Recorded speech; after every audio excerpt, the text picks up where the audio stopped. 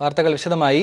UDF-ലേക്കില്ലെന്ന് K M Mani. മുന്നണി പ്രവേശനത്തിൽ നിലപാട് വ്യക്തമാക്കിയ കെ എം മാണി UDF-ലേക്ക് ക്ഷണിച്ചവർക്ക് നന്ദി രേഖപ്പെടുത്തി. കേരള കോൺഗ്രസിനെ നിരന്തരം കടന്നാക്രമിക്കുന്ന CPI-യെ രൂക്ഷമായാണ് അദ്ദേഹം വിമർശിച്ചത്. ശവക്കുഴിയിൽ കിടക്കുന്ന CPI ആണ് കേരള കോൺഗ്രസിനെ പരിഹസിക്കുന്നതെന്നും കെ എം മാണി പ്രതികരിച്ചു. മുന്നണി പ്രവേശനം കേരള കോൺഗ്രസിന് പ്രധാനമല്ല. അങ്ങനെ ഒരു മോഹവും ദാഹവുമായി ആരുടെയും പിന്നാലെ നടക്കുന്നില്ലെന്ന് അറിയിച്ച കെ എം മാണി UDF-ലേക്കില്ലെന്ന് വ്യക്തമാക്കി. ഞങ്ങളാരിപ്പോൾ UDF-ലേക്ക് വരാനായിട്ടുള്ള ആലോചന നടത്തിയിട്ടില്ല, ആരുമായും നടത്തിയിട്ടില്ല. അങ്ങനെ ഒരു ആലോചന ഇപ്പം ഇല്ല. ഞങ്ങളിപ്പോൾ സ്വതന്ത്രമായ നിലപാടെടുത്തിരിക്കുന്നു. ഈ സ്വതന്ത്രമായ നിലപാടുമായിട്ട് മുന്നോട്ട് പോകും. ഞങ്ങളുടെ സമീപന രേഖയുമായി യോജിക്കുന്ന പാർട്ടികളുമായിട്ട് കൈകോർക്കും. കേരള കോൺഗ്രസിനെ നിരന്തരം കടന്നാക്രമിക്കുന്ന CPI-ക്കെതിരെ രൂക്ഷമായ ഭാഷയിലാണ് കെ എം മാണി പ്രതികരിച്ചത്. ശവക്കുഴിയിൽ കിടക്കുന്ന CPI വെന്റിലേറ്ററിൽ കിടക്കുന്നുവെന്ന് തങ്ങളെ പരിഹസിക്കുകയാണ്. ഒറ്റയ്ക്ക് നിന്ന് ഒരു സീറ്റ് പോലും ജയിക്കാൻ കഴിയാത്ത പാർട്ടിയാണ് CPI എന്നും കാനത്തിനെ പോലുള്ള നേതാക്കൾ CPI-യുടെ ശോഭ കെടുത്തരുതെന്നും കെ എം മാണി പറഞ്ഞു.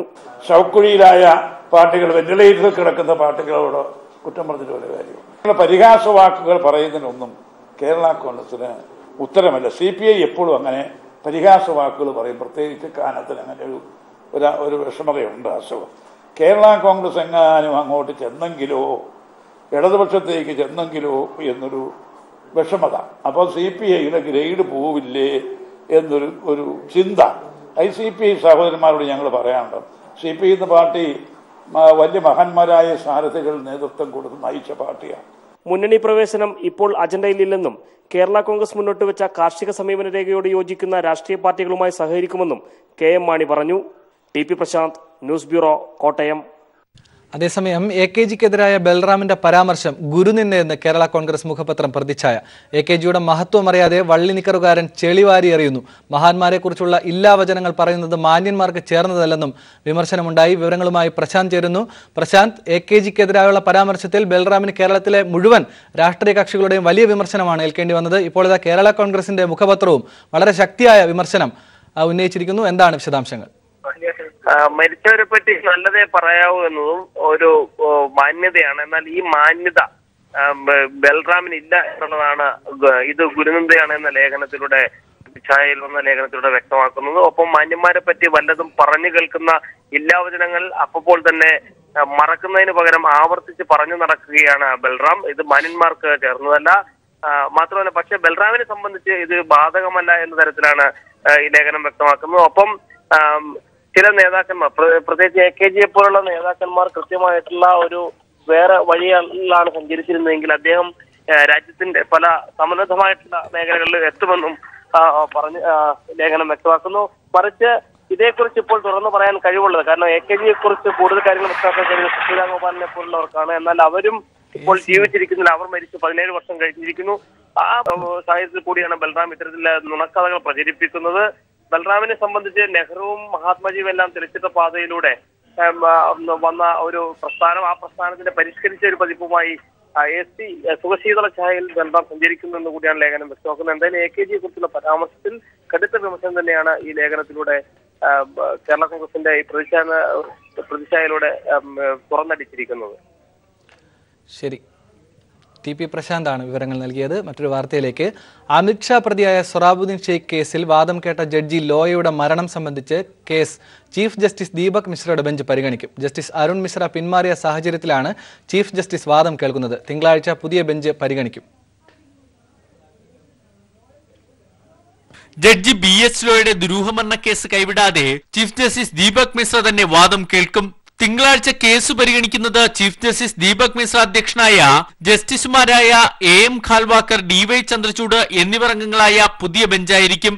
കേസ് കേൾക്കുന്നതിൽ നിന്നും ജസ്റ്റിസുമാരായ അരുൺ മിശ്ര, മോഹൻ M ശാന്തനഗൌഡർ എന്നിവർ ഉൾപ്പെട്ട ബെഞ്ച് പിന്മാറിയ സാഹചര്യത്തിലാണിത്.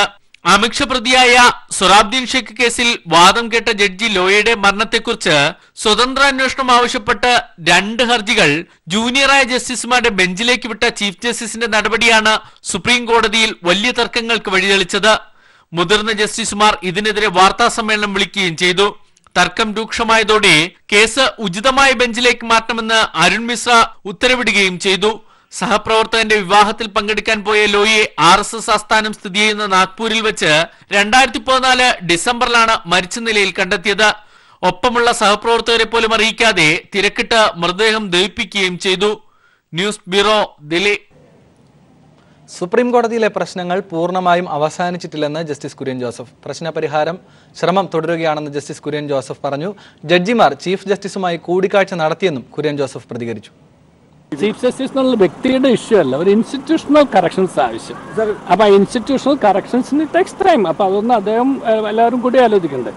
ഞങ്ങളും കൂടി ആലോചിച്ചോളാം, അവരും കൂടി ആലോചിക്കണം. എല്ലാവരും കൂടി ആലോചിച്ച തീരുമാനം ഉണ്ടാവും. VHP നേതാവ് പ്രവീൺ തൊഗാഡിയയ്ക്ക് ശേഷം തനിക്കും സംഘപരിവാറിൽ നിന്ന് വധഭീഷണി ഉണ്ടെന്ന് കർണാടകയിലെ ശ്രീരാമസേന സ്ഥാപക നേതാവ് പ്രമോദ് മുത്തലിക്.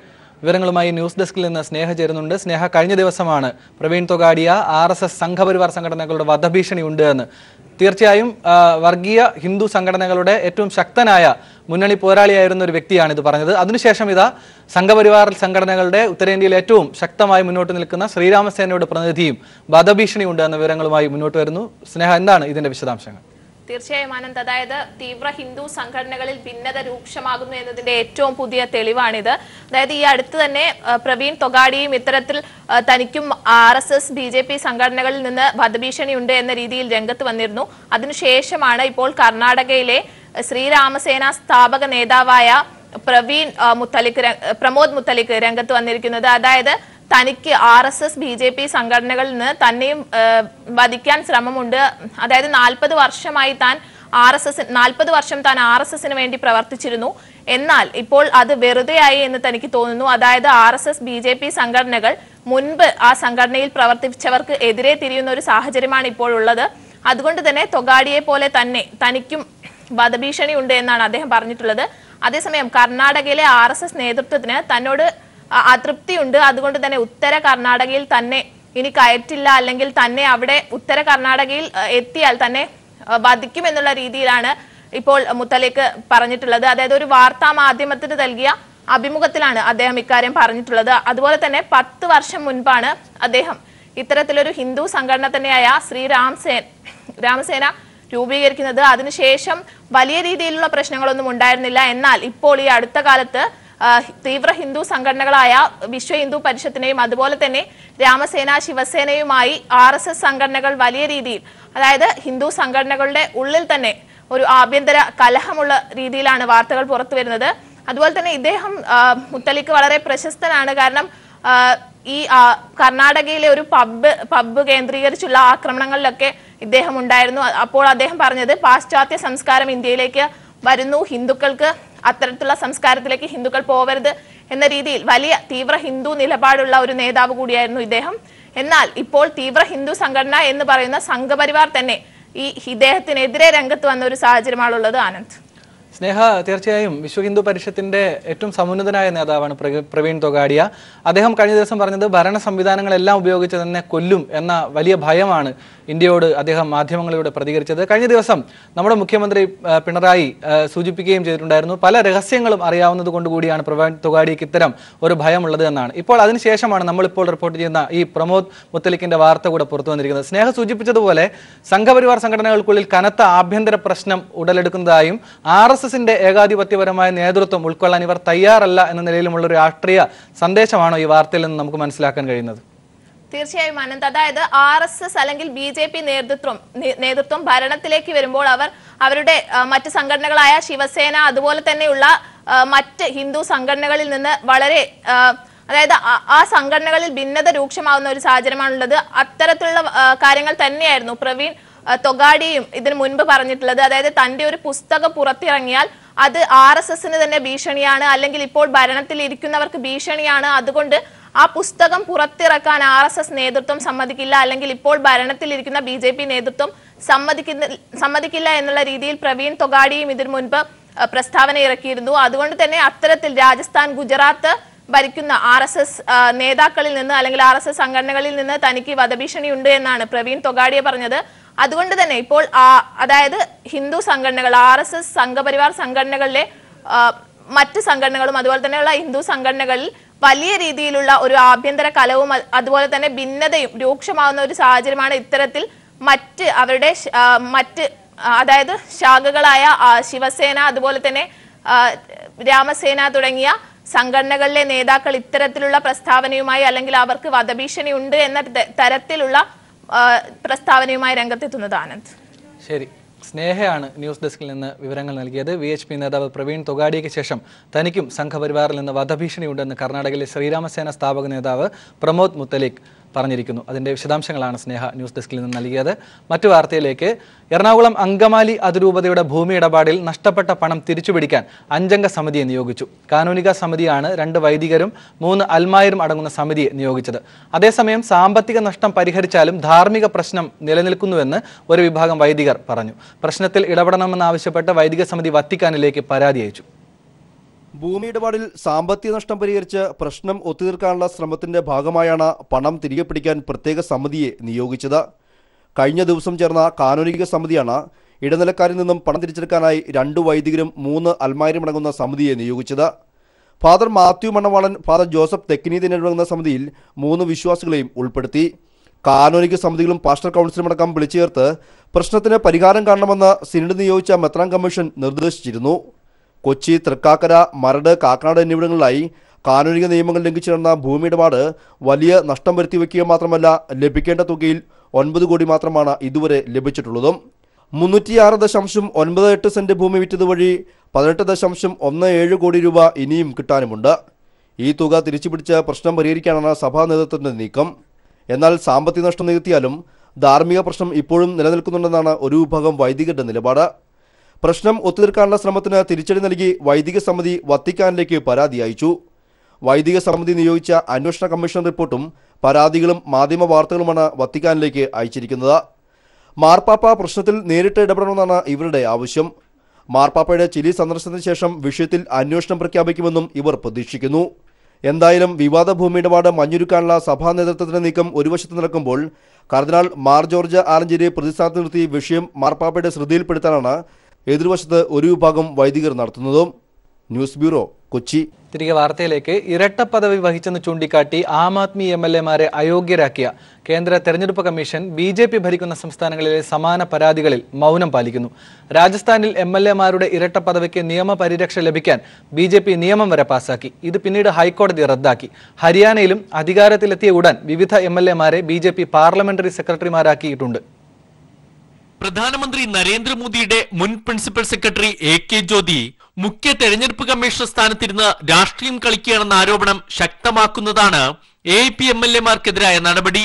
ദില്ലി എന്ന കേന്ദ്രഭരണ പ്രദേശത്തെ കൂടാതെ രാജ്യത്തെ 14 സംസ്ഥാനങ്ങളിൽ MLA-മാരെ പാർലമെന്ററി സെക്രട്ടറിമാരാക്കി നിയോഗിച്ചിട്ടുണ്ട്.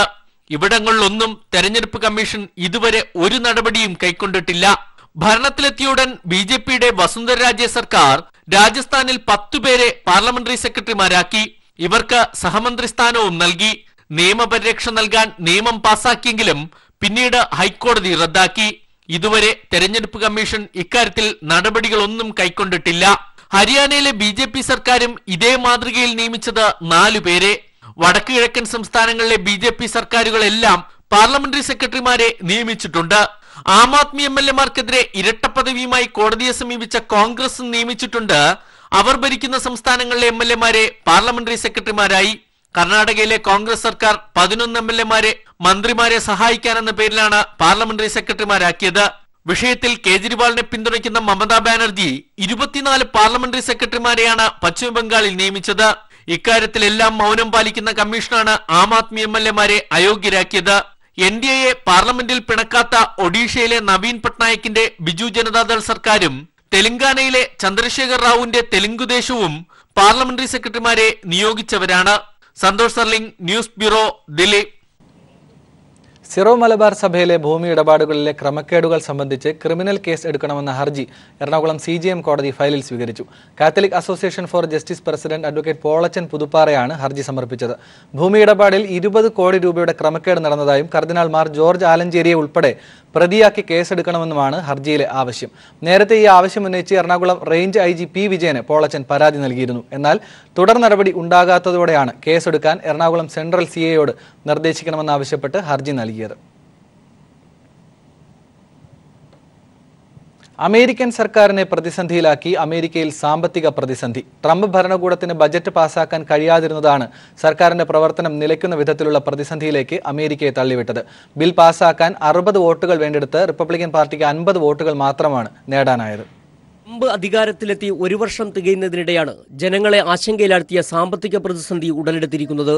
ഇന്ന് പുലർച്ചെ നടന്ന സെനറ്റ് വോട്ടെടുപ്പിലാണ് 1 മാസത്തേക്കുള്ള ധനവിനിയോഗ ബിൽ പരാജയപ്പെട്ടത്.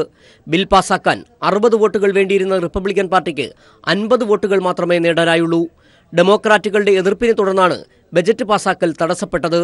ഡ്രീമേഴ്സ് എന്നറിയപ്പെടുന്ന ചെറുപ്പക്കാരായ കുടിയേറ്റക്കാരുടെ പ്രശ്നങ്ങൾ പരിഹരിക്കാൻ ട്രംപ് ഭരണകൂടം തയ്യാറാകാതിരുന്നതാണ് ഡെമോക്രാറ്റുകൾ സെനറ്റിൽ പ്രതിഷേധമായി രേഖപ്പെടുത്തിയത്. ബജറ്റ് പാസാക്കാതെ വന്നതോടെ സർക്കാർ ഓഫീസുകൾ അടക്കമുള്ള സംവിധാനങ്ങളുടെ പ്രവർത്തനം തടസ്സപ്പെട്ടേക്കും. 5 വർഷത്തിനിടെ ആദ്യമായാണ് അമേരിക്കൻ ഗവൺമെന്റിന്റെ പ്രവർത്തനം നിലയ്ക്കുന്ന തലത്തിലേക്ക് കാര്യങ്ങൾ എത്തിച്ചേർന്നിരിക്കുന്നത്. 2013 ഉണ്ടായ സമാന പ്രതിസന്ധി 16 ദിവസം നീണ്ടുനിന്നിരുന്നു. ട്രംപ് തുടരുന്ന തീവ്ര വലതുപക്ഷ നയങ്ങളോട് രാജ്യത്തു നിന്ന് തന്നെ പ്രതിഷേധങ്ങൾ ശക്തമാകുന്നതിന്റെ സൂചനയാണ് നിലവിലെ പ്രതിസന്ധി എന്നാണ് വിലയിരുത്തുന്നത്. News desk. RSS പ്രവർത്തകൻ ശ്യാം പ്രസാദിന്റെ കൊലപാതകത്തിൽ പ്രതിഷേധിച്ച് കണ്ണൂരിൽ BJP ആഹ്വാനം ചെയ്ത ഹർത്താൽ പുരോഗമിക്കുന്നു. പോലീസിന്റെ പിടിയിലായ 4 SDPI പ്രവർത്തകരുടെ അറസ്റ്റ് പോലീസ് സ്ഥിരീകരിച്ചു. പിടിയിലായ പ്രതികളിൽ ഒരാൾ CPM പ്രവർത്തകനെ കൊലപ്പെടുത്തിയ കേസിലും പ്രതിയാണ്.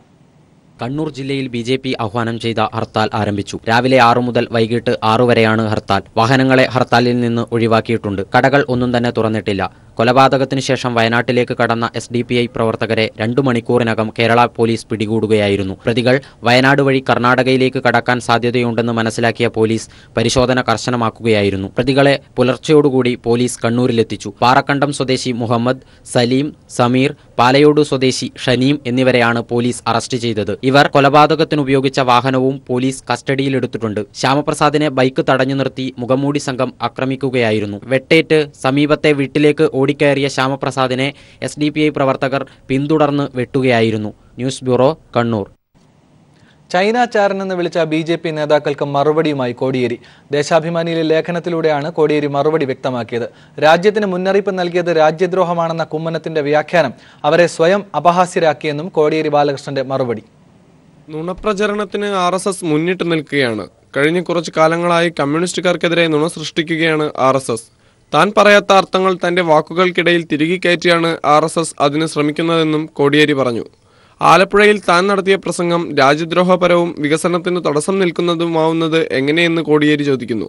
കുമ്മനം പ്രസംഗം വളച്ചൊടിച്ച് തന്റെ വാക്കുകളെ ദേശദ്രോഹപരമായി വ്യാഖ്യാനിക്കുകയാണ്.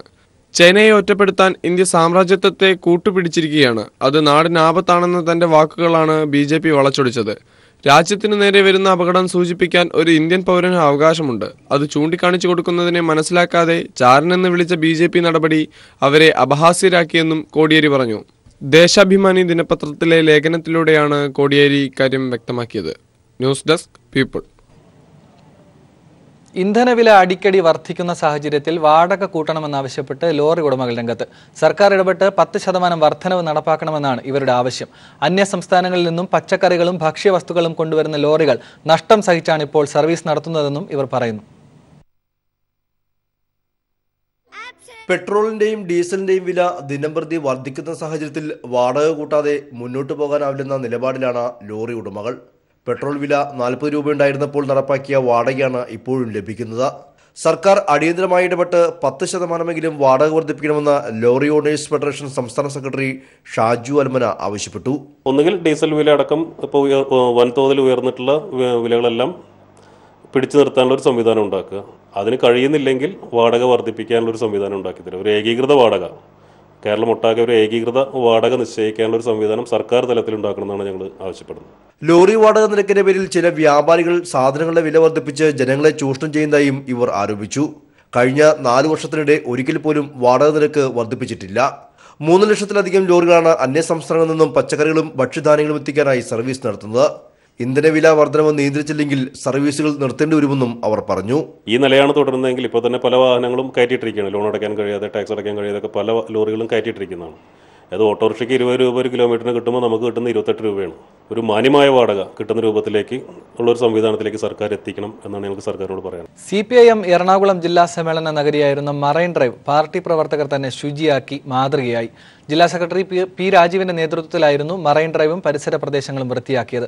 സമാപന സമ്മേളനത്തിനിടെ നഗരത്തിൽ വലിയ ഗതാഗത കുരുക്ക് അനുഭവപ്പെട്ടിട്ടില്ലെന്നും പാർട്ടി ഇക്കാര്യത്തിൽ ജാഗ്രത പുലർത്തിയിരുന്നതായും അദ്ദേഹം വ്യക്തമാക്കി. ഈ മാസം 15 മുതൽ 18 വരെ നടന്ന ജില്ലാ സമ്മേളനത്തിന്റെ ആവേശോജ്വലമായ സമാപനവും കൊടിമര പതാക ജാഥകളുടെ സമന്വയവും നടന്ന എറണാകുളം മറൈൻ ഡ്രൈവ് മൈതാനമാണ് ജില്ലാ സെക്രട്ടറി പി രാജുവിന്റെ നേതൃത്വത്തിൽ പാർട്ടി പ്രവർത്തകർ തന്നെ വൃത്തിയാക്കിയത്. കൊച്ചി നഗരത്തിന്റെ ഹൃദയഭാഗത്തുള്ള മറൈൻ ഡ്രൈവിൽ ദിനംപ്രതി നിരവധി പരിപാടികളാണ് രാഷ്ട്രീയ പാർട്ടികളും സംഘടനകളും നടത്താറുള്ളത്. എന്നാൽ പരിപാടി കഴിഞ്ഞാൽ മാലിന്യ കൂമ്പാരങ്ങൾ കുന്നുകൂടി വൃത്തിഹീനമാകുകയാണ് പതിവ്. തങ്ങളുടെ ശുചീകരണ പ്രവൃത്തിയിലൂടെ എല്ലാവരും ഈ മാതൃക പിന്തുടരണമെന്നാണ് ആഗ്രഹിക്കുന്നതെന്ന് പി രാജീവ് പറഞ്ഞു. മറൈൻ ഡ്രൈവിൽ ഇതുപോലെയുള്ള പരിപാടി നടക്കുമ്പോൾ പാർട്ടി അതുപോലെ ഞങ്ങളുമായി ബന്ധമുള്ള സംഘടനകൾ അവരെല്ലാം നടത്തുന്ന പരിപാടികൾക്ക് ശേഷം ശുചീകരണ പ്രവർത്തനങ്ങൾ നടത്തുക എന്ന രീതി നേരത്തെ സ്വീകരിച്ചു തുടങ്ങിയിട്ടുണ്ട്. അതിന്റെ ഭാഗമായി തന്നെയാണ് ഇന്നും ഇത്തരം പരിപാടി സംഘടിപ്പിക്കുന്നത്. സമാപന സമ്മേളനത്തിനിടെ വലിയ ഗതാഗതക്കുരുക്ക് അനുഭവപ്പെട്ടിട്ടില്ലെന്നും പാർട്ടി ഈ കാര്യത്തിൽ ജാഗ്രത പുലർത്തിയിരുന്നെന്നും അദ്ദേഹം ചൂണ്ടിക്കാട്ടി. ഞങ്ങൾ അതിനകത്ത് നല്ല ഒരു ജാഗ്രത എടുത്തിട്ടുണ്ട്. ഗോശ്രീ ഒരു പാലത്തിൽ ഒരു വണ്ടി ബ്രേക്ക് ഡൗൺ ആയി. അപ്പോൾ അത് 3/4 കിലോമീറ്ററോളം വലിച്ചു നീക്കേണ്ടി വന്നുവെന്നാണ് പോലീസിന്റെ ആളുകൾ അറിയിച്ചത്. അപ്പോൾ അതോടുകൂടി പാലത്തിൽ അങ്ങനെ പ്രശ്നം വന്നാൽ ഇതൊന്നുമില്ലെങ്കിൽ പോലും ഇപ്പോൾ പ്രകടനം ഒന്നുമില്ലെങ്കിൽ പോലും പ്രശ്നത്തിലേക്ക് പോകും. News bureau, Kochi. തദ്ദേശ സ്വയംഭരണ വകുപ്പുകളെ ഒന്നാക്കുന്ന ഏകീകൃത സർവീസിനായുള്ള നടപടിക്രമങ്ങൾ അവസാന ഘട്ടത്തിലാണെന്ന് തദ്ദേശ സ്വയംഭരണ വകുപ്പ് മന്ത്രി കെ ടി ജലീൽ. ഏകീകൃത സർവീസ് ബിൽ 6 മാസത്തിനകം നിയമസഭയിൽ അവതരിപ്പിക്കുമെന്നും മന്ത്രി പറഞ്ഞു. നഗരകാര്യ വകുപ്പിന്റെ ആഭിമുഖ്യത്തിൽ സംഘടിപ്പിച്ച പ്രഥമ നഗരസഭാ ദിനാഘോഷം വയനാട് സുൽത്താൻ ബത്തേരിയിൽ ഉദ്ഘാടനം ചെയ്ത് സംസാരിക്കുകയായിരുന്നു അദ്ദേഹം. വൈറ്റിലയിലെ ബിസ്മി ഹൈപ്പർ മാർക്കറ്റിന് മുകളിൽ ബിസ്മി കണക്ട് എന്ന പേരിൽ ഹോം അപ്ലയൻസസ് ഷോറൂം പ്രവർത്തനം ആരംഭിച്ചു. ഹൈബീഡൻ MLA ഷോറൂം ഉദ്ഘാടനം ചെയ്തു. Fridge, AC, TV, washing machine തുടങ്ങിയ ഇലക്ട്രോണിക് സാധനങ്ങൾക്ക് പുറമെ ഗൃഹോപകരണങ്ങളുടെ വലിയ ശ്രേണിയും ഉപഭോക്താക്കൾക്കായി ബിസ്മി കണക്റ്റിൽ ഒരുക്കിയിട്ടുണ്ട്. ഈ വർഷം ബിസ്മി കണക്റ്റിന്റെ 6 പുതിയ സ്റ്റോർ കൂടി ആരംഭിക്കും. പാലാരിവട്ടത്തും മൂവാറ്റുപുഴയിലും പുതിയ ഷോറൂം ഉടൻ പ്രവർത്തനം ആരംഭിക്കുമെന്നും ബിസ്മി കണക്ട് MD VA അജ്മൽ പറഞ്ഞു. സ്റ്റോറും ഇനി വരുന്ന എല്ലാ സ്റ്റോറുകളും ഹൈപ്പർ മാർക്കറ്റ്സും ഇലക്ട്രോണിക്സും ഫാഷനും കമ്പൈൻ ചെയ്തിട്ടുള്ളതാണ്. എല്ലാവരുടെയും സഹകരണം വീണ്ടും എപ്പോഴും പ്രതീക്ഷ കൊള്ളുന്നു.